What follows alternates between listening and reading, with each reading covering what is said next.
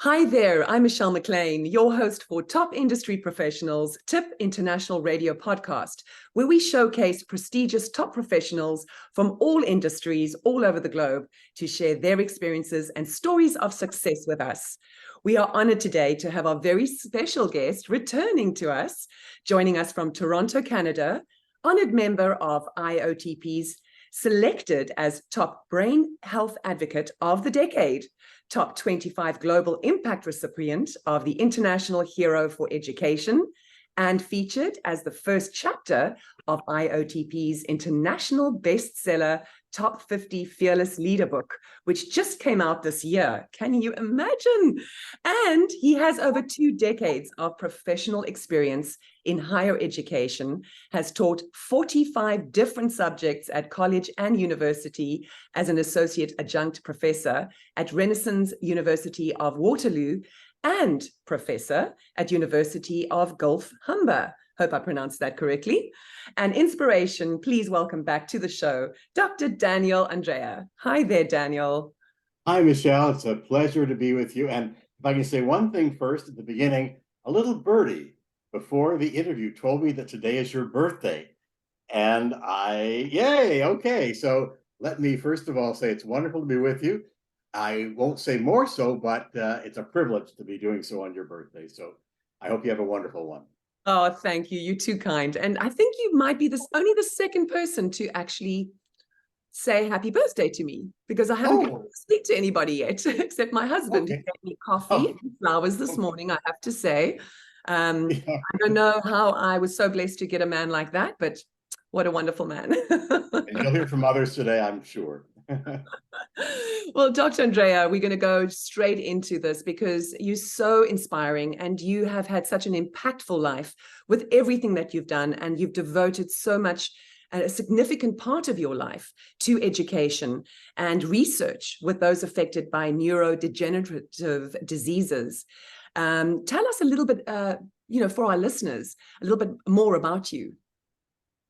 Well, that's okay. If I look back, Michelle, on my career and think about what's happened, I could not have told you at the beginning where I was going to go sequentially, step by step.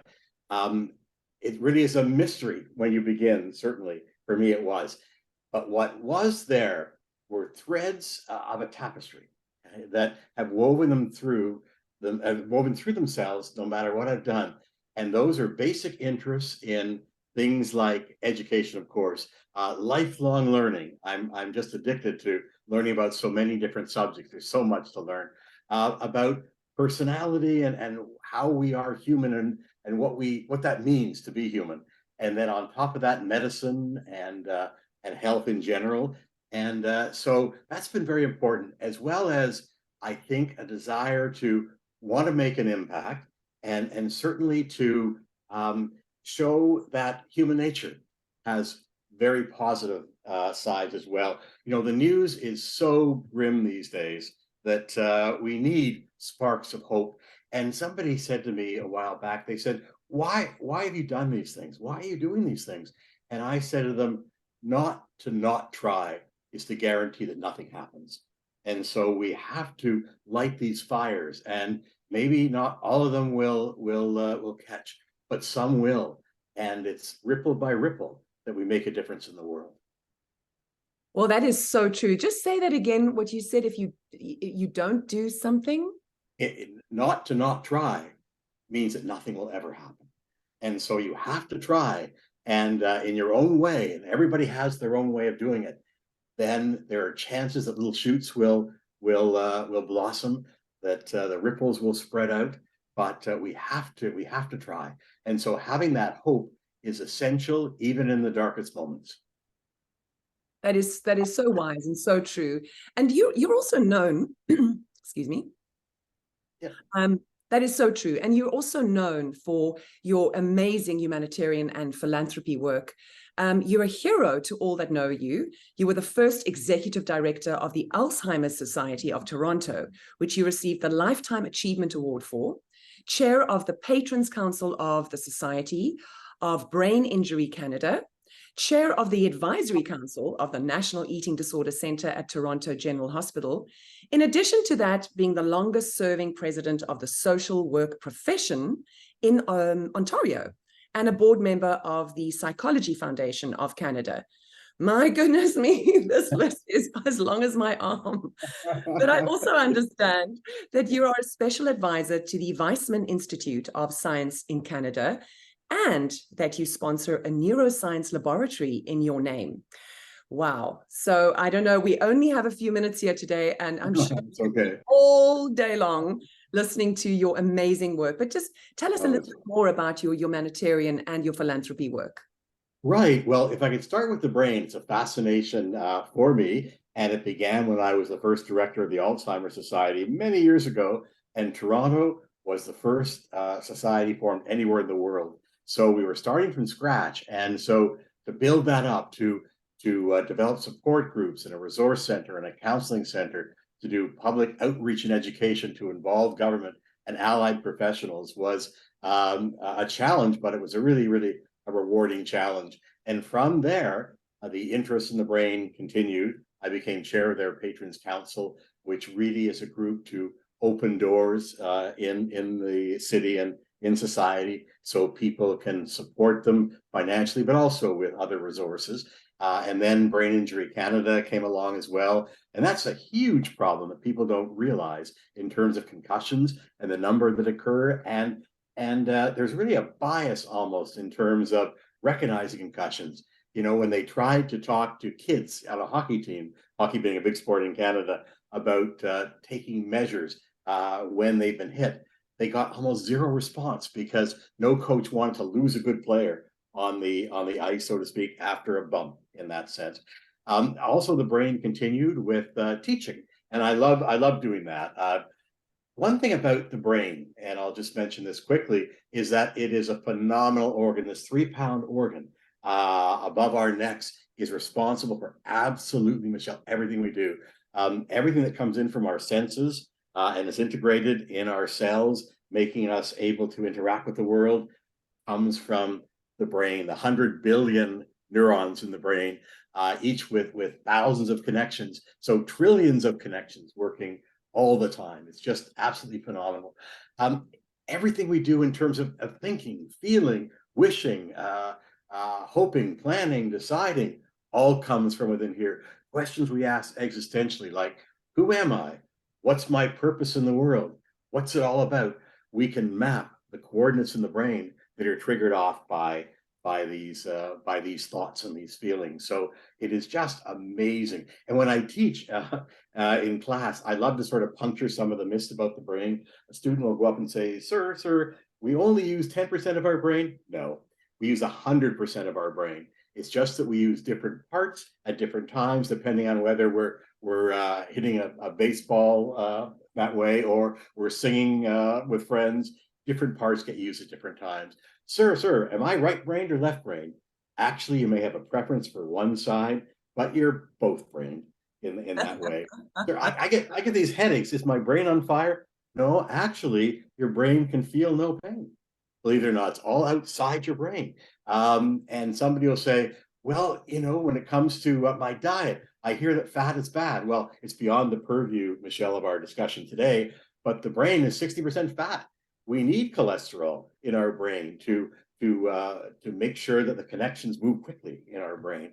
The brain cells, the neurons, are require cholesterol for their formation. So little things like that along the way. And one last one quickly. Sir, the brain has grown over time. Can the brain grow any bigger? Okay. Well, probably not, because as I can tell any woman here, and men might be interested too, imagine giving birth to a brain that is 1.5 feet big that way and long. You can't do it. So what the brain has learned to do to compensate brilliantly is to develop these crinkles and grooves and little mountains there that look like tinfoil around the brain. That maximizes the efficiency of the brain, gives more space for the brain to work. So it really is a miracle on that. So I love talking about that, and then that carried on to the Weizmann the Weitzman Society in Israel. It's amazing what they do. It's one of the world's leading institutes. And that gets me on, Michelle, and I don't mean to carry on too much in so many different areas, but I am fascinated with what they're doing and the way that they're doing it over there. I support a neuroscience laboratory looking at nature and nurture, because everything we do is never either our biology or our environment. It's an intricate dance between the two always. And so we have to understand that each is very important in triggering the other. And so this laboratory is looking at trying to uncover the mysteries of all of that, which is amazing. And the point I was going to make here quickly is that over there, I had a chance to see how people work together, and the laboratory is phenomenal. And in Windsor, Ontario, across from Detroit, a few years ago, I was given an honorary doctorate from Assumption University, and that's a Catholic university. And although Weitzman's open to absolutely everybody, it's in Israel. And so what I've done recently is I've initiated scholarships down in Windsor at the university to bring together the two religions for discussion and dialogue. And I think it's so important to build bridges. It's the only way to get people to communicate and learn about each other. And ultimately, everything is about relationships.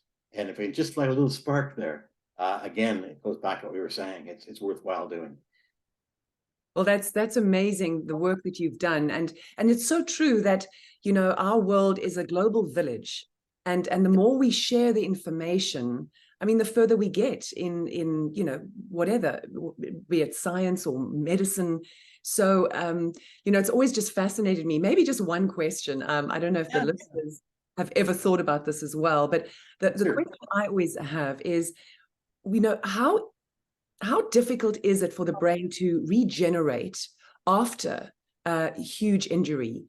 Does the brain have the capacity to, you know, I know that you hear about people that have really bad injuries and they don't ever recover, but does the brain, can it regenerate itself?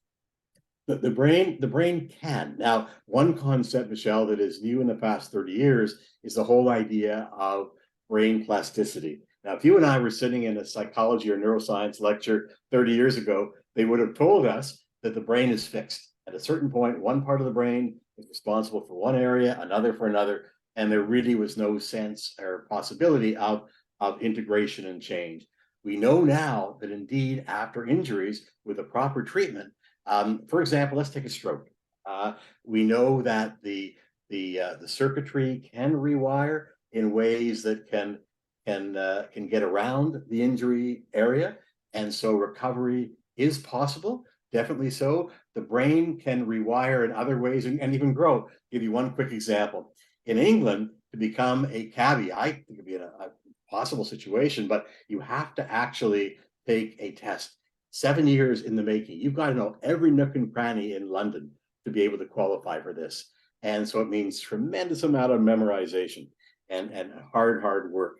And what they found is at the end that people who write the test and pass it, okay, compared to people who write the test and don't pass it, those people have what are called hippocampi or hippocampuses in the brain, the area responsible for memory. So that area can regenerate and can grow, so you can actually increase your capacity for memory. So there are certain parts. I'm not going to globalize it and give people a false impression about it, because not all the brain can necessarily do that, but certain parts can do it. And the hippocampus is really the gold standard for that happening. So there is hope for us. Well, that is so, it's so fascinating. There's also the perception I have in the new sort of world we live in, that today's children, because they have everything at their fingertips, you know, they can literally Google anything they want. They don't really need to remember as much as we did. And certainly, you know, when I was a child, I had to remember phone numbers. I was modeling in Europe and I had to memorize road names. We didn't have Google. We didn't have Google Maps. So do you think it affects our youth and our future leaders for tomorrow? That's a really, really good question. And I personally think it does, because again, It's all at a click of a cell phone, for example. And so people make a mistake of confusing information for knowledge and knowledge for understanding. So the idea of critical thinking and talking about things and delving more deeply has really been compromised, I think. So it's really true. The other part, which I think links in very closely, and when I talk about the brain, by the way, I think it's so important to remember that the brain, although it's above the neck, is so intertwined with every single system in the body, the hormone system, the immune system. And so you can't separate out the brain and look at it in a silo that way.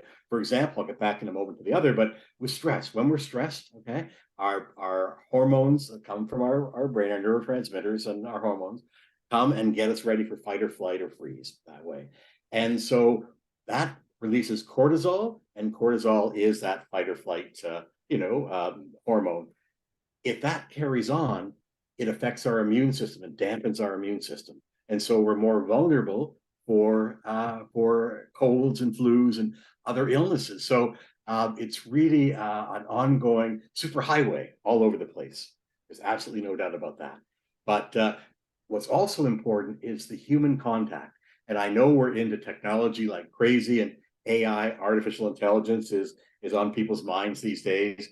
I'm hoping it'll become an adjunct to the human, and we'll work together on it.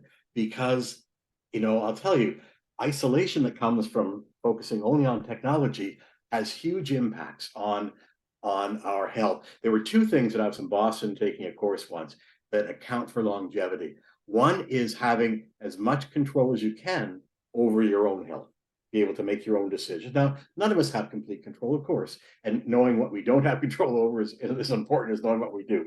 But that's not number one. I'll tell you what probably is. It's social connection.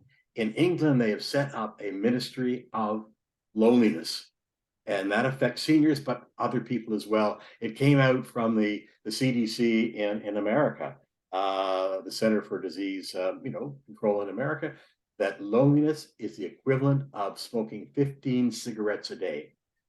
Okay, and it makes sense because mind body are linked, and medicine and everything has to realize that you can't separate out and reduce everything to its individual parts, but to look at it holistically in a scientific way. I mean, that just is entirely fascinating.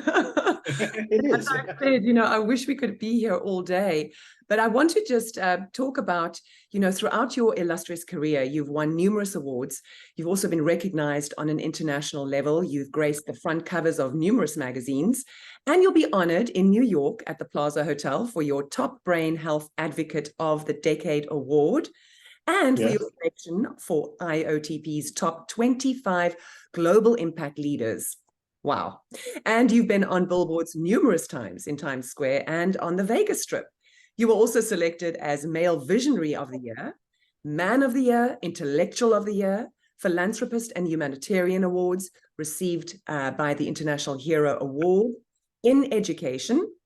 Absolutely amazing. So with all of these accolades, what would you say has been the highlight of your life and your career? Very good question. I think if I could go back and look at what has driven me to, and that's to inspire, initiate, and have an impact. So the three I's, okay, are very, very important. And so I've always liked helping the underdog. In other words, getting something going to try to bring out the best in people and encourage them, and then to watch things grow. That happened when I was the co-founder of NEDIC, the National Eating Disorder Information Center at Toronto Hospital, one of the world's 4 top hospitals, by the way.